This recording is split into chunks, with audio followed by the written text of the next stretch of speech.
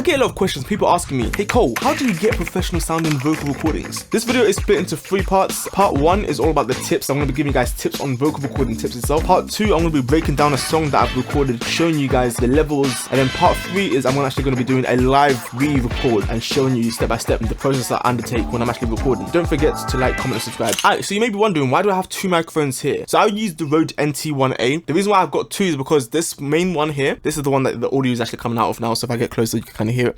If I get further away, you kind of hear the effect of what it's doing essentially. So this one is on the boom arm. This one I use for streaming and recording itself, and this is just a spare one I use for when the clients do come in here and I record with them. Okay. All right. So one of the first things I do before I actually start recording is I make sure the microphone is tall enough, or the height of the microphone is at least level with the source of the sound itself. So in this instance, it's my mouth. So usually when I'm sitting down and I'm recording into the microphone itself, I like to be close to the pop filter itself. The pop filter is there so that it can actually stop a lot of the plosives and the and all that type of stuff. But I like to be as close as I can, because the reason why I like to be as close as I can, because if you actually listen to this room and listen to the reverberation and just listen to the sound treatment of this room, it's not the greatest, but I make things work because I get close to the microphone. That's why whenever you guys hear my vocal recordings, the gain on the audio interface itself, I turn that down as much as I can. I prefer to kind of reduce that a bit and get closer. I hear a lot of beginners actually increase the gain on the microphone itself and they're quieter on the microphone itself, and that's not the way you want to do it, because a lot of noise, background noise and whatnot is introduced into the whole mix and the whole recording. Okay, so usually what I do is I stand about here from the microphone itself, and then you can see this is the distance itself. So in total, I'm about 15 to 20 centimeters away from the actual microphone itself. Sometimes I see a lot of beginners and a lot of people having the microphone either too high, like this, where it just doesn't make any sense, or the microphone sometimes is too low. Okay, if the microphone is too low here, then the source of where the sound itself is coming here and it's going out like that. So ideally you want it just to, of course, make sure it's level enough, just like that. Another thing that I notice with a lot of beginners and whatnot is that, for example, a lot of people have their phone with them, and when they do record, they usually have the phone at the bottom here. So they're looking at the phone here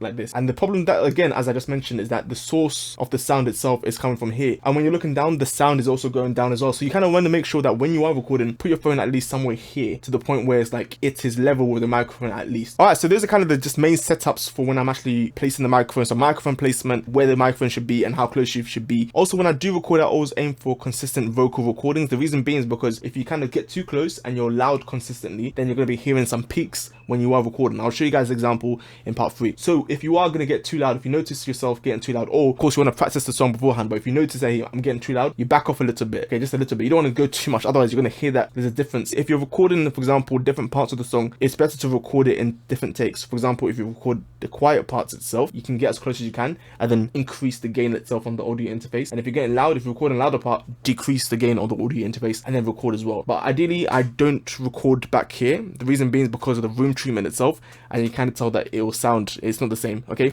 but usually I record as close as I can possibly without getting so much plosives. So the closer I get now, okay, you can see that you can hear what it's doing to the microphone. So that's an effect of if you're too close to the microphone itself. Of course, this doesn't have a pop filter, it just has this foam shield thing. But the closer you get like this, you can start to hear more of the lip smacking and whatnot. So that's why you want to kind of get further away sometimes, and depending on the type of song you record as well, because some songs and some lyrics, and depending on the words you say, for example, if I say a lot of words with a lot of P's and Peter Piper, you're going to hear a lot of the pops and the plosives. So if you know that, okay, in your lyrics and your songs you're going to be including a lot of those words and whatnot, then you back off a little bit, just kind of adjust yourself a bit. But if you're saying other words that don't really have those plosives, then you kind of can get closer depending on the track itself. But usually I like to get as close as I can to achieve quality and clarity. I think that's the main purpose of getting close as possible. If the further you are, you're going to see that it sounds less clear, okay, and then it's actually bringing up more of the ambience and the background sound. So the closer you are, you're basically essentially getting more clarity because the sound source is closer. But when you do get close, you always want to reduce the gain itself. That is the end of part 1.